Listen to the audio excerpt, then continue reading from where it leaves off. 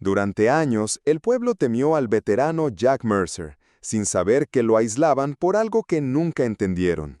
Detrás del miedo, un hombre de negocios manipulaba el silencio para esconder sus propios actos. Pero una noche de tormenta, un perro abandonado cruzó la puerta equivocada, y lo cambió todo.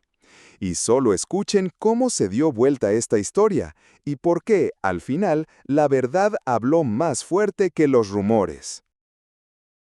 En Hickory Bend, el tiempo no pasaba, se arrastraba.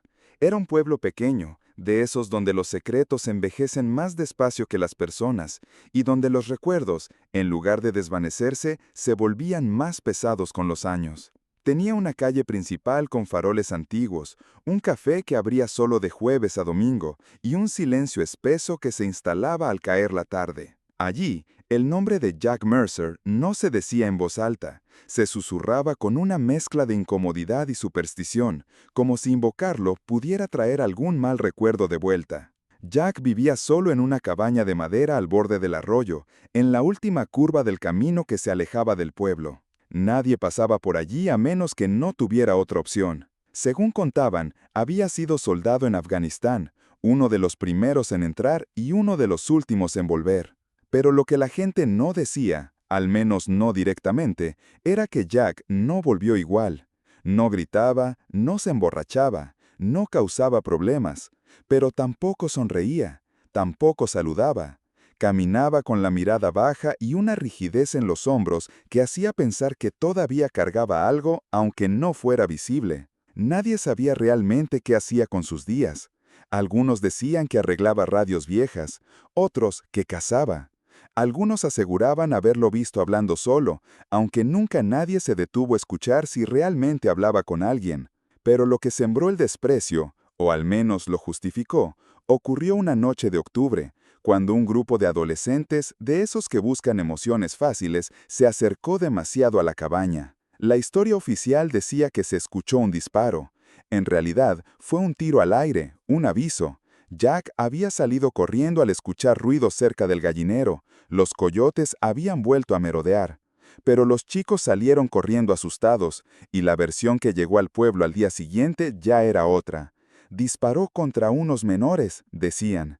Está desequilibrado, murmuraban en la tienda. Lo vi borracho una vez, seguro fue eso. Y aunque ninguna de esas afirmaciones era cierta, nadie se tomó el tiempo de preguntar. En Hickory Bend, la verdad era más lenta que el chisme. El concejal Randy Cole, con su traje siempre impecable y su voz ensayada de político local, no tardó en aprovechar la oportunidad.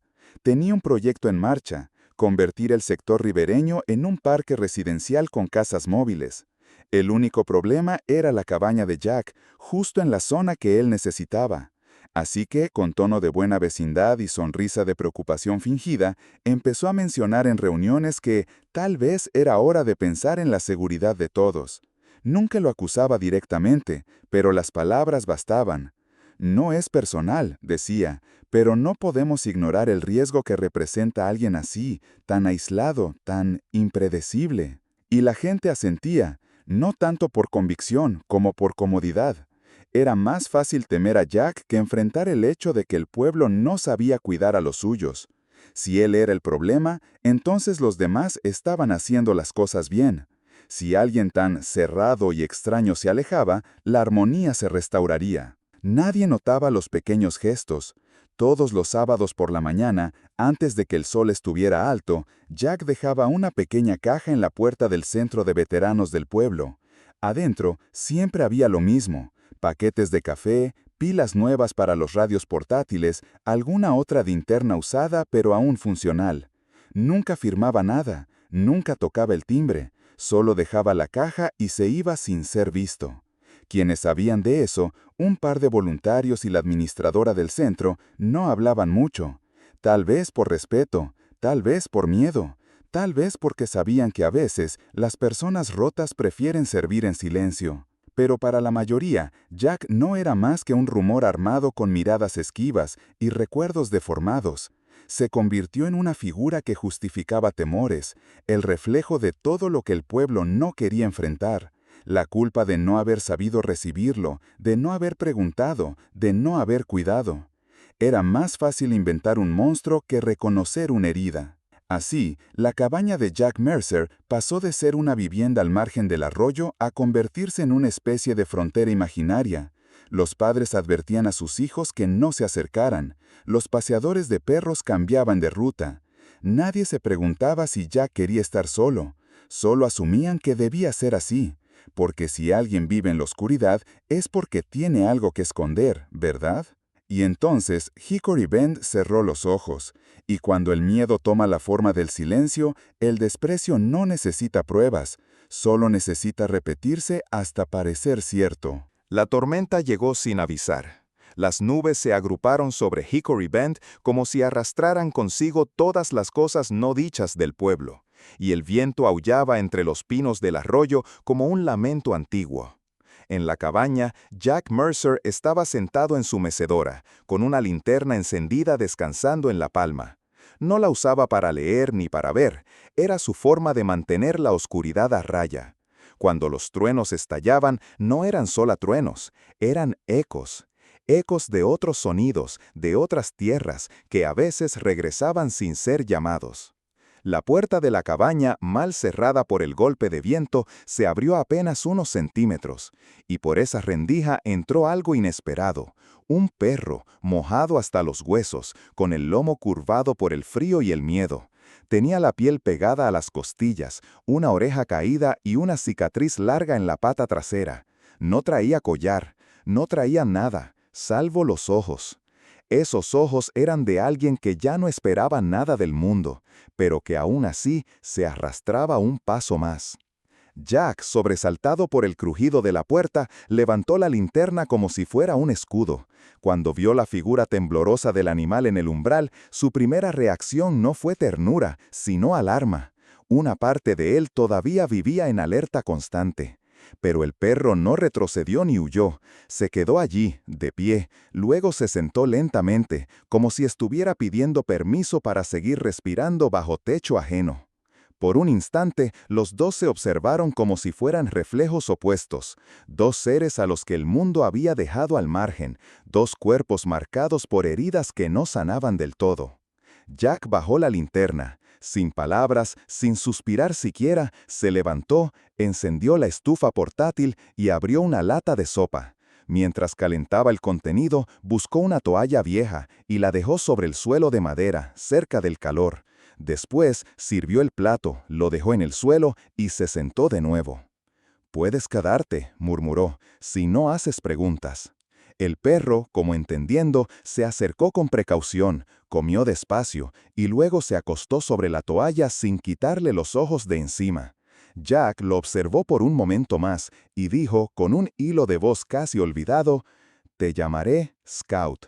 No era un nombre al azar, era el nombre del perro de patrulla que lo acompañó durante su segundo despliegue en Kandahar. Scout había detectado un artefacto que podría haber volado a media unidad. No sobrevivió al siguiente. Al amanecer, la tormenta había cesado, pero las ramas y hojas cubrían los caminos. Jack preparó un termo de café, metió al perro en su viejo jeep y condujo hacia la clínica veterinaria del pueblo, en una calle que evitaba desde hacía años. Al llegar, la doctora Anita Moore levantó la vista con sorpresa, no por ver a un perro sin collar, sino por ver a Jack Mercer del otro lado del mostrador. «¿Y este compañero?», preguntó con una sonrisa cuidadosa. Jack solo asintió. «Lo encontré anoche. Quiero saber si tiene chip». Anita pasó el escáner. Un pitido, sí lo tenía. Pero al revisar los datos en el sistema, frunció el ceño. «Qué raro. Está registrado, pero el perfil fue desactivado», dijo, y volvió a mirar. «Aquí, Cole Construction LLC. Era propiedad de la empresa de Randy Cole». Jack apretó la mandíbula. «¿Y por qué lo desactivaron?» «Pasa cuando alguien no quiera asumir los gastos», respondió ella, evitando mirarlo directamente. «A veces los registran para tener cobertura mientras trabajan en obras con animales de seguridad. Luego, cuando ya no sirven, los dan de baja y listo». Silencio. Jack bajó la vista y acarició con cuidado la cicatriz de la pata de Scout. No sabía cuánto le dolía ni por qué exactamente, pero algo dentro de él se removió con una fuerza que no nacía del miedo, sino de algo más cercano a la rabia. No por sí mismo, sino por la idea de que alguien había tirado a un ser vivo como si fuera basura. Regresaron a la cabaña. Scout no se separó de él en todo el día. Cuando Jack se sentaba, el perro se acostaba a sus pies. Cuando cocinaba algo, Scout observaba desde la entrada, sin mendigar, solo presente. Por las noches, cuando un trueno partía el cielo y los músculos de Jack se tensaban como cuerdas, Scout acercaba la cabeza y la dejaba sobre su rodilla, como si supiera que habían fantasmas que no se espantan con escopetas. Algo cambió, aunque Jack no lo admitiera. Empezó a abrir las ventanas más seguido, a limpiar el porche, a salir a caminar temprano, siguiendo el impulso de Scout, que empujaba suavemente la puerta con el hocico, como diciendo, «Vamos, aún hay cosas por ver». Y mientras andaban entre álamos y pinos, Jack recordaba, no solo los años en combate, sino el motivo por el que se había alejado del pueblo, no por odio, sino por miedo a sí mismo, a lo que podía hacer si alguien lo provocaba, si el ruido lo sobrepasaba, si perdía el control. En la mesa del comedor, entre una radio vieja y una caja de herramientas, yacían unas carpetas polvorientas, llenas de notas, mapas y fotografías. Eran los restos de un esfuerzo silencioso que Jack había emprendido años atrás, demostrar que el proyecto de Randy Cole, ese que quería revitalizar la ribera, iba a alterar el cauce natural del arroyo. Las imágenes mostraban cómo la tierra se había erosionado en las últimas lluvias, cómo las casas más bajas podrían inundarse si seguían desviando el agua. Pero Jack nunca había mostrado nada de eso, porque sabía que sin testigos su palabra no valía. Nadie escucharía al loco de la cabaña, al hombre que había espantado a unos chicos, al que no saludaba en la iglesia. Sin embargo, esa noche, mientras Scout dormía a sus pies, con una respiración pausada y confiada, algo se acomodó dentro de Jack, algo que llevaba mucho tiempo fuera de lugar. No era una decisión todavía, pero sí una semilla, una certeza callada. Ya no estaba solo, y por primera vez en mucho tiempo, eso no le daba miedo. El viento había cambiado. Se notaba en la forma en que los árboles parecían inclinarse hacia la cabaña, como si quisieran advertirle algo a Jack Mercer. El silencio ya no era el mismo, y él lo sentía con cada paso que daba sobre la tierra húmeda. La llegada de Scout había traído compañía, sí, pero también había traído movimiento, y en Hickory Bend todo lo que se movía demasiado molestaba.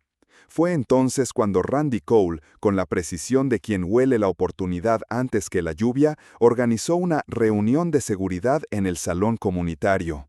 Lo presentó como una conversación sin acusaciones, por el bien común, pero todos sabían que el mensaje tenía un solo destinatario. «No podemos esperar a que pase algo», dijo con gesto grave mientras se apoyaba sobre el atril con las mangas remangadas, en pose de hombre del pueblo. No nombró a Jack, claro, no hacía falta, bastó con señalar de forma abstracta la propiedad deteriorada al borde del arroyo, la presencia inestable, los antecedentes de comportamiento errático. Palabras suaves, pero bien elegidas, lo suficientemente vagas para evitar problemas, lo suficientemente concretas para que todos supieran de quién hablaba. Propuso declarar la cabaña como peligro estructural, no para expulsarlo, dijo, sino para evaluar si realmente era seguro vivir allí. Y la gente asintió, algunos con dudas, otros con alivio, no porque quisieran hacerle daño a Jack, sino porque la idea de no hacer nada los incomodaba más. Esta era una forma de actuar sin ensuciarse las manos. Jack no asistió, Scout tampoco, pero al día siguiente algo cambió. Fue durante una caminata temprana cuando Scout se detuvo de golpe al borde del bosque, detrás de la cabaña. El cielo estaba gris, el suelo aún mojado por la lluvia de la noche anterior. El perro gruñó, pero no con agresividad, era más bien un sonido de insistencia. Olfateaba el suelo, daba vueltas, volvía al mismo punto. Jack se agachó. El olor era inconfundible, gasolina. Con las manos aún entumecidas, Jack fue a buscar una pala de trinchera que guardaba desde hacía años y empezó a cavar. La tierra se dio fácil, muy pronto encontró algo metálico, Un bidón, sin etiqueta visible, con restos de una mecha negra apenas húmeda. A un lado, casi enterrado, había un guante de trabajo sucio, descolorido, pero con un detalle que no dejaba lugar a dudas. El logo todavía visible de Cole Construction LLC. Jack no era ingenuo, no necesitaba ser detective para entender el mensaje. Si la cabaña se incendiaba, bastaría un informe técnico para declararla inhabitable y removerla. Una tragedia más que oportunamente funcional. Nadie lloraría al ermitaño peligroso. Pero tampoco era tonto. Sabía que llevar eso al sheriff serviría de poco. Pudo haber volado con el viento desde cualquier obra, le dirían. No hay pruebas de intención. Sin testigos, su palabra seguiría pesando lo mismo, casi nada. Esa noche, el cielo se volvió negro. El viento trajo truenos gruesos y lluvia fría. Scout estaba inquieto, olfateando el aire desde el porche. Jack pensaba en qué hacer. Sentía que el tiempo se le agotaba, que algo grande se acercaba. Y entonces las sirenas sonaron. A lo lejos, cortando el ruido de la tormenta, el eco metálico de los altavoces de emergencia se esparció como una herida abierta. Jack encendió la radio portátil. La voz del sheriff, distorsionada por la estática, repetía: «Niña desaparecida, Emily Price, última vez vista cerca del arroyo. Repetimos, Emily Price». Jack no se lo pensó. Agarró la linterna, la cuerda de escalada y Scout, como si entendiera el plan, ya quedaba de él hacia el bosque. El barro les cubría las botas, pero seguían. El arroyo crecido rugía a su derecha, transformado en una corriente salvaje. En un recodo estrecho, donde la reja metálica del desagüe se enfrentaba al empuje del agua, Scout ladró con desesperación. La corriente estaba bloqueada por ramas, hojas, piedras y algo más. Jack enfocó con la linterna. Entre los remolinos flotaba un pequeño brazalete rosa, con cuentas de plástico. Scout se lanzó hacia el agua, medio cuerpo dentro, la pata trasera aún en tierra firme. «Jack», gritó Jack, y en el mismo instante se lanzó él también. La cuerda, atada al tronco de un aliso, le permitió avanzar sin que la corriente lo arrastrara. Recordó cada entrenamiento, cada protocolo. Estaba otra vez en una operación, pero esta vez la vida que dependía de él no era la de un soldado, sino la de una niña. Metió el brazo entre el barro y las ramas, sintió algo, un tobillo, una pierna, un cuerpo pequeño. No pensó, no dudó, gritó, tiró, empujó con las piernas. Con un esfuerzo que solo Scout vio, logró sacar el cuerpo. Emily tosió agua y hojas, estaba viva. Media hora después, la diputada Megan Ross llegó al lugar. Lo que vio no se parecía a ningún reporte que hubiera leído. Un veterano empapado, cubierto de barro hasta el cuello, tiritando junto al arroyo. Un perro cojeando, con sangre seca en la pata, pero firme como un centinela. Y una niña pequeña envuelta en una manta, respirando entre sollozos. Jack no dijo mucho, solo señaló la rejilla del desagüe. Está bloqueada por sedimento nuevo, han estado moviendo el cauce, no es natural. Megan se agachó, miró el barro con atención. Lo conocía, grava reciente, mezclada con escombros de obra. No debería estar allí. Sacó su teléfono, marcó un número. Su voz fue seca, sin temblores. «Randy, necesito que vengas al arroyo, ahora». Y mientras la lluvia seguía cayendo, algo invisible, pero real, comenzó a girar en la dirección contraria. Pasaron 30 minutos. El viento había bajado de intensidad, pero el frío seguía calando los huesos. Jack estaba cubierto de barro, temblando no solo por la humedad, sino también por la carga emocional del rescate. Scout, exhausto, seguía a su lado, con la pata vendada de forma improvisada, sin quejarse, como si entendiera que su trabajo aún no había terminado. Entonces, Randy Cole apareció. Llegó conduciendo su camioneta negra, limpia como siempre, y bajó del vehículo con una chaqueta impermeable sin una sola gota. Su expresión era perfecta, seriedad medida, cejas levemente fruncidas, mirada compasiva. Al ver a la niña, se llevó la mano al pecho, exageradamente consternado. «Dios mío, Emily, ¿está bien?», preguntó, acercándose con pasos controlados. Esto es exactamente lo que venía diciendo. Ese tramo del arroyo es peligroso, lo advertí. Algunos vecinos asintieron por reflejo, otros apenas reaccionaron. El ambiente ya no era el mismo. Algo había cambiado en la forma en que la gente lo escuchaba. Jack se incorporó con dificultad. Tenía el rostro pálido, la ropa empapada y las manos llenas de tierra, pero hablaba con la firmeza de quien ya no podía seguir callando. Encontré esto en mi terreno. Alzó la mano con el guante de trabajo embarrado, el logo de Cole Construction aún visible entre las manchas. Estaba junto a un bidón con restos de mecha, y el sedimento que bloqueó la reja es la misma grava que usan en tu obra. Por un segundo, el silencio se hizo incómodo. Todos miraban a Randy, esperaban su reacción. Él no tardó en darla, una sonrisa tensa, de esas que uno usa para calmar a alguien que se está saliendo de control. «Jack, por favor», dijo con voz suave, casi paternal. «Todos aquí saben que...» Pero no pudo terminar la frase. «Randy», lo interrumpió de inmediato la diputada Megan Ross, con tono firme y rostro endurecido. «¿Por qué tengo 3 denuncias de vecinos en mi bandeja de entrada reportando ruido de camiones en la madrugada en una zona donde tu empresa no tiene permisos de obra? Las matrículas coinciden con tus subcontratistas, las fechas coinciden con las últimas lluvias, y el lugar es exactamente ese recodo del arroyo». Un murmullo recorrió al grupo. Esta vez no era de duda, sino de confirmación silenciosa. Miradas que se cruzaban, que poco a poco empezaban a reconocer un patrón que antes no se quería ver. Randy tragó saliva. Intentó dar un paso atrás, pero algo lo detuvo. Scout. El perro, cojeando, avanzó lentamente hasta colocarse entre Jack y Randy. No ladró, no mostró los dientes, solo se plantó ahí, firme, como si supiera perfectamente quién estaba en peligro y quién no. La escena fue tan clara, tan simbólica, que nadie se atrevió a moverse. En ese instante, Scout no era solo un perro abandonado, era un protector. Era el puente entre un hombre silenciado y una comunidad que al fin empezaba a escuchar. La doctora Anita Moore llegó al poco tiempo. Se arrodilló junto a Emily para revisarla y luego levantó la vista al ver a Scout. «Ese perro», dijo en voz alta, dirigiéndose a todos, «estaba registrado a nombre de Cole Construction.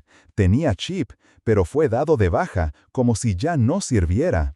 Y la cicatriz que tiene es vieja, costosa de tratar. Alguien decidió que no valía el gasto». Esta vez, el murmullo fue diferente. No era duda. Era indignación, era revelación, como si el aire mismo se volviera más pesado con la verdad que tantos evitaron mirar durante tanto tiempo. Megan se acercó a Jack y le pidió el guante. Lo examinó bajo la luz de su móvil, lo giró entre los dedos con cuidado. El logo era claro, la conexión difícil de ignorar. «No es una prueba definitiva», admitió con seriedad, «pero sí es suficiente para solicitar una orden de inspección formal». Randy endureció el rostro. Por un segundo pareció querer decir algo, pero optó por el movimiento más humano y revelador. Quiso girarse hacia su camioneta, irse, como si todo esto fuera un malentendido del que podía escapar. Pero no pudo avanzar. Ben Harper y Laura Jensen, 2 vecinos que durante años habían cruzado la calle para no coincidir con Jack, se movieron al mismo tiempo. No lo hablaron, no lo planearon, solo se colocaron frente al vehículo, hombro con hombro. No gritaron, no insultaron, no hicieron alarde de nada. Solo estaban ahí, como un muro de conciencia. Nadie necesitó decir lo evidente. La escena hablaba por sí sola. La comunidad, que tanto temió a Jack, ahora sabía quién había cuidado a quién. Y lo más importante, Jack no había cambiado para ser aceptado. Fue el pueblo quien al verlo actuar, comenzó a verlo con otros ojos. Y en medio de la humedad, de las linternas y del barro, nació algo nuevo. No solo admiración, sino también vergüenza. La vergüenza de haber sido ciegos por tanto tiempo. Y la necesidad, por primera vez, de reparar lo dañado. El sol salió sin estruendo aquella mañana. Los primeros rayos atravesaron la niebla ligera del arroyo y pintaron de oro las ramas de los álamos. Hickory Bend amanecía distinto, no porque algo espectacular hubiese ocurrido, sino porque algo fundamental había comenzado a reordenarse. La inspección en la obra de Cole fue puntual y meticulosa. Técnicos del condado recorrieron el terreno con botas altas, tomaron muestras del suelo, examinaron los drenajes y fotografiaron las pendientes mal reforzadas. No hubo cámaras, no hubo titulares, no hubo indignación televisada, solo informes, papeleo, códigos de urbanismo infringidos, un dossier con palabras frías que decían, en resumen, esto no debía hacerse así. Randy Cole, previsible, contrató abogados. Declaró ante la prensa local que todo era un malentendido, que confiaba en sus subcontratistas, que la intención siempre había sido mejorar el acceso a la ribera. Pero en Hickory Bend ya no lo escuchaban igual. Su voz, antes firme, ahora resonaba como un eco lejano. Se había roto algo, no con gritos, sino con la forma en que los vecinos ya no lo miraban a los ojos.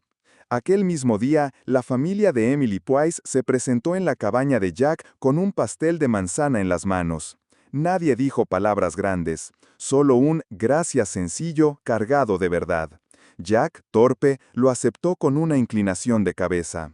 Ben Harper, que una vez cruzó la calle para evitarlo, llegó al día siguiente con herramientas y tejas ofreciendo ayudar a reparar el techo. Laura Jensen trajo utensilios de jardinería y se quedó a tomar café en el porche, en silencio, sin hacer preguntas. Jack aceptaba las manos extendidas con la cautela de quien ha vivido demasiado tiempo sin ellas. A veces no sabía qué decir, a veces simplemente asentía, pero ya no bajaba la mirada. La siguiente reunión comunitaria se celebró en el mismo salón donde semanas antes habían querido declararlo un peligro. El mismo suelo, las mismas sillas, pero el ambiente era distinto. Jack se levantó, con Scout a su lado, cojeando apenas, con la oreja levantada.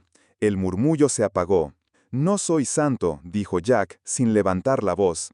«Me escondí porque el ruido me rompe por dentro. Disparé a coyotes, no quiero asustar a sus hijos. Solo vine a mostrarles algo». Colocó sobre la mesa unas carpetas gruesas, desordenadas, con mapas, fotografías, anotaciones hechas a mano. Empezó a explicar. No buscaba convencer, solo informar. Cómo el cauce del arroyo había cambiado, por qué los rellenos usados ponían en riesgo a las casas bajas, cómo una desviación artificial puede provocar una inundación sin aviso. Lo decía con serenidad. No había rabia en su voz, solo conocimiento acumulado y nunca compartido. No hubo aplausos, tampoco reproches, hubo preguntas honestas, algunas torpes, otras curiosas, gente que por fin quería entender, no solo opinar. La Junta votó. Por mayoría, el proyecto fue suspendido. La ribera sería restaurada, se plantarían árboles autóctonos, se reforzarían los márgenes sin alterar el cauce. Megan Ross firmó el acta. Al final de la hoja, sin florituras y discursos, añadió una frase breve. La seguridad pública también es escuchar al que sabe. Todos la oyeron. El documento lo dejó por escrito. La doctora Moore, ya de regreso a sus funciones, cerró la sesión con una sonrisa. Anunció que Scout estaba al día con todas sus vacunas, que había sido oficialmente re-registrado en el condado, y que, por cierto, su nuevo dueño legal se llamaba Jack Mercer. No hubo fuegos artificiales. Hubo algo mejor. Cada domingo por la mañana, Jack comenzó a abrir un sendero que recorría el borde del arroyo. Lo marcó con tablillas de madera hechas a mano con letras talladas con paciencia. Rangers Run, en honor a Scout y a todos aquellos que alguna vez fueron descartados antes de ser conocidos. Los niños del pueblo aprendieron a saludar sin miedo, a preguntar en lugar de asumir. Los adultos aprendieron, quizás demasiado tarde, a esperar 2 segundos antes de creer un rumor. Randy Cole finalmente aceptó un acuerdo fuera de los tribunales, pagó multas, asumió la reparación de los daños ambientales y se retiró, sin mucho ruido, de la política local. No hubo humillación pública, pero sí consecuencias. Y eso, para el pueblo, fue suficiente. No buscaban venganza, buscaban equilibrio, una justicia sin aplausos, pero con memoria. Jack no se volvió el más popular del lugar, no lo necesitaba. Conservó su cabaña, reparó su techo, plantó menta junto al porche y limpió los canalones antes de cada tormenta. Cuando el cielo tronaba, Scout buscaba su rodilla, como siempre, y Jack respiraba hasta el 10. A veces cerraba los ojos, recordando a Kandahar, pero cuando los abría, estaba en casa, con tierra bajo los pies, con el silencio de un pueblo que por fin lo veía de verdad. Y si alguien nuevo preguntaba por qué había cambiado todo, nadie hablaba de sanciones, ni de mapas, ni de discursos. Solo contaban una historia sencilla, la de una noche de tormenta, un perro que entró empapado y un hombre que por fin no estuvo solo.